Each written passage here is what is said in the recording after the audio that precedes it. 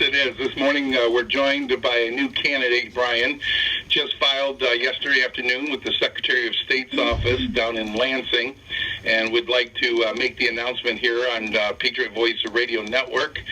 The 1st Congressional District, currently being held by Congressman Dan Benishek, has a new candidate running on the Republican ticket. Retired General Jack Bergman is joining us this morning. Good morning, Jack. Hey, good morning, Randy. How are you? I'm good. And we're going to set our volumes here with you a little bit and get into the questions right away. Hey, can I make one small point of order, if you will? Yes, sir. Okay, because sometimes we deal in an economy that tends sometimes get inflationary, and just the correct terminology is that, well, people call me general because lieutenant general is too long. 3 stars is a lieutenant general, because there's a lot of great generals out there. I'm not one of them. I'm just a 3-star guy. Okay, I stand duly corrected. And you can easily remember that by Be My Little General. There you go. That's right. The 3 stars, Lieutenant. Got it. Very good. Well, I apologize for that introduction and stand corrected. So, hey, Jack, one of the things that I think a lot of people are concerned about in Washington is the Congress people not understanding the power of the purse string. And one of our main complaints that Brian and I have all the time on the show is the federal deficit and how it's completely spiraling out of control. I mean, this thing is just, going to hit $20 trillion before Obama leaves office. As a candidate running for Congress, what's your plan in dealing with this huge problem of the federal debt? Well, one congressman can't do it alone.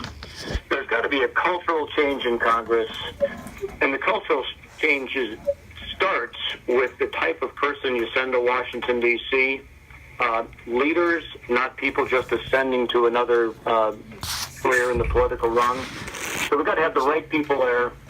I will persuade Congress people from both parties, both on the floor and in committee, to remove the unnecessary spending that is buried in legislation.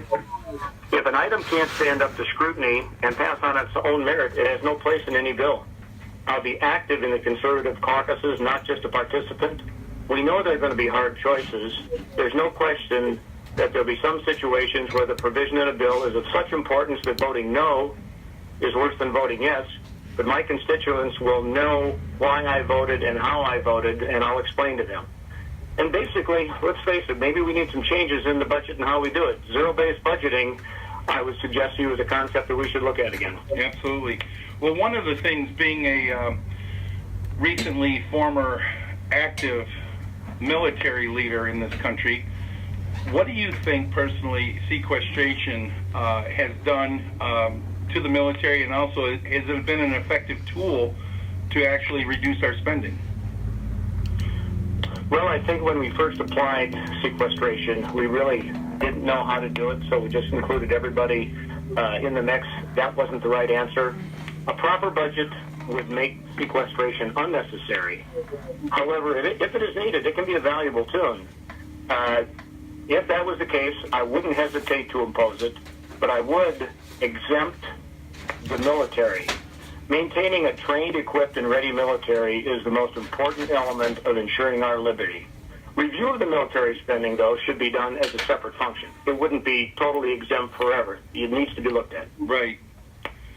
Well, let's talk about that. Budget, income, spending is all a result of some type of revenue to the federal government in the form of taxes. Would you be in favor of changing our current tax code, getting rid of the IRS? What's your thoughts on changing the tax code? Well, our present system is terrible. It's created a lot of jobs for people trying to explain what it is we're supposed to be doing and filing our taxes, which is near and dear to our heart this time of year. I resemble that comment. Yeah. I was going to say, you're describing Brian's entire... might be more complex than some people would represent. Yeah, I was... People are rightfully suspicious of change.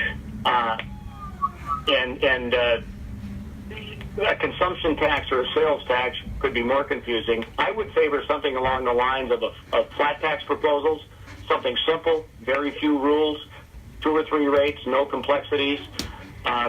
We need to eliminate the IRS as it currently exists. Well, one of the things that Brian and I talk about is the size of government, especially in Washington.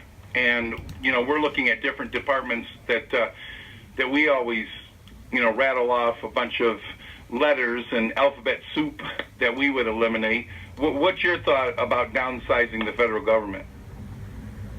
Well, if you read the preamble, it'll give you exactly what businesses the federal government should be in to the 90+% level. It's too big. It's too complex. It does too many things that it really has no constitutional authority to do. Good examples of that might be the Department of Education and Department of Energy. They're unnecessary bureaucracies. Like many parts of the executive branch, especially, could be eliminated and should be eliminated. Congress has an obligation to return to writing comprehensive and clear legislation. That's our job. The current practices of providing a framework for executive departments to fill in with rules is an abdication of the congressional powers. We need to write specific laws, and the executive branch should enforce them as written. Well, one of the things that Brian and I talk about a lot on this show, we feel that the year 1913 was absolutely the worst year in the history of the United States. We got the 16th Amendment, which was income tax. The 17th Amendment, we lost control of electing our U.S. senators by state legislatures. And another thing created that year was the Federal Reserve. What's your position on auditing the Fed, and what changes would you make going forward regarding the Federal Reserve? Well, in answer to your question, should we audit the Fed? Absolutely. As for making changes to the Fed, tell you what, ask me after the audit, because daylight and sunshine lends a lot of visibility to exactly what's underneath the tent. So let's hold my comments on that until after we see what the audit produces. Okay, that's fair. And speaking of, you mentioned eliminating, for example, Department of Education. What's your position on doing that, and also Common Core? Well, number one, get rid of Common Core. Don't teach to the test. That doesn't yield the kind of functional citizens that we need to take this country forward. I believe in state control of education. There's no federal mandate. Federal involvement is ineffective. It's inefficient. For example, federal programs are just about single-handedly responsible for the enormous inflation in college, university tuition, and expense costs. I equate the college student loan program to the subprime mortgage fiasco. It inflates costs by removing market influences from the equation. Tuition is raised with impunity, and students are forced to borrow money that they can never repay. The default rate is skyrocketing. Yeah, exactly. Higher ed should compete in a free market like everyone else. Yeah. If prospective students can't afford the price of colleges and universities, then there's going to have to be a price reduction to fill those classrooms. Make them compete. And colleges and universities always brag about their endowments. Well, how about using some of them? Well, one of the things in this presidential race that Donald Trump brought up, made a statement publicly that if he becomes president of the United States, that he's going to bar Muslims from entering the United States until they can be fully vetted, and to make sure that there's a background check, we know who these people are. Where do you stand on that issue? Should we bar Muslim refugees from coming into the United States? Well, I don't support anything absolute like that one way or the other. I think Mr. Trump made a good point. Where we need to make forward progress very quickly is in getting control of the process by which we vet people coming into this country. Safety and security issues that we have today require us to know exactly who is trying to enter our country. Geography plays a significant role. I do not agree with the idea of a religious test, but proof of identity is mandatory. Again, safety and security concerns require it. Our country was founded by immigrants. They created a society worth becoming part of. Those who do not desire to assimilate into our way of life, quite frankly, should go elsewhere. The United States must remain the premier melting pot in this world. That's what's made us great. What do you think we should do as a country, as a military, as a government? What do you think we should do about ISIS? Well, ISIS and other radical extremists, they must be contained and destroyed. The United States has long been the free world leader in developing and leading coalitions. Look back at World War II. There is no reasonable scenario that changes this in the foreseeable future. The next administration must produce a comprehensive national military strategy focused on current and future threats, training, equipping, and advising those allies, example the Kurds, who will fight and really fight. Notice I said the word fight twice, and that's a third time. That'll require a select number of American boots on the ground in the training, equipping, and advising role of our allies. So going forward, there is no end to what we're in today. There are only little points where we make progress, one operation, one coalition at a time. Well, in that vein, Jack, what you're talking about is, strategically putting forward military plans and directing and building coalitions with other governments to work with us. On that point right there, especially based on your background, talk to me about military spending and going forward and describing what you just said with all the other things we've got going. What would you change with regards to our current military spending? Well, spending within Department of Defense, as well as the other departments, does need some overhaul.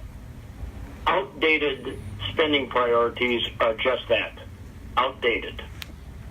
An example, Jim Collins, the management author Good to Great, talks about in good businesses, they talk about what are they doing today that they need to keep doing, what are they not doing today that they need to start doing, and what are they doing today that they need to stop doing. That is key. The Department of Defense, I guarantee you, has some processes and functions that they perform that they need to stop doing. So part of that overhaul needs to occur within the Department of Defense, looking honestly at itself.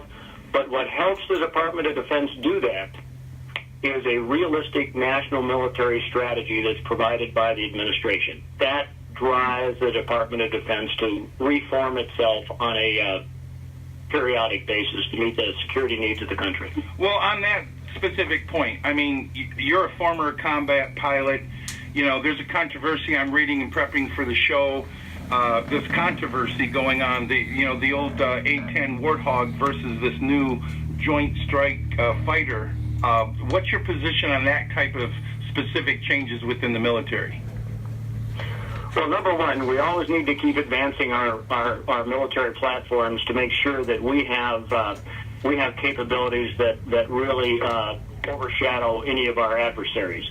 But in the case of the A-10, if the Navy and Marine Corps could have landed that aboard a ship, that is the best close air support plane we still have today for the grunts in the fight. And the bottom line is, it's a plane built around a gun. And I guarantee you, if you're the guy on the ground that's on the receiving end of that, you don't want to be there. So I support the A-10. We need to keep that flying as long as possible, replacing it with another appropriate platform, but also moving forward with the F-35 and its spectacular